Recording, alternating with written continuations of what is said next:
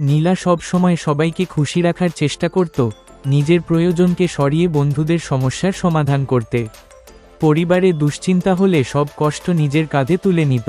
তার হাসি ছিল সবার জন্য, কিন্তু নিজের আবেগগুলো মাঝে মাঝে চাপা পড়ে যেত।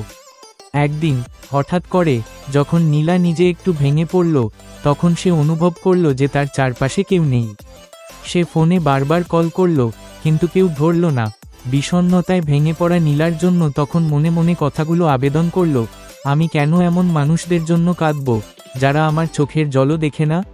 আয়নার সামনে দাঁড়িয়ে নীলা নিজের দিকে তাকালো। সে নিজেকে হাসি দিয়ে দেখল, নিজের চোখের জল মুছে ফেলে বলল, এটাই সময় নিজেকে ভালোবাসার। সেদিন বুঝতে পারল, ভালোবাসা মানে কেবল অন্যকে নয়, নিজের প্রতি দায়বদ্ধ থাকা। নিজের মূল্য না বুঝলে অন্যরা তোমাকে মূল্য দেবে না। নীলা তখন বাহিরে বের হলো, নতুন আত্মবিশ্বাস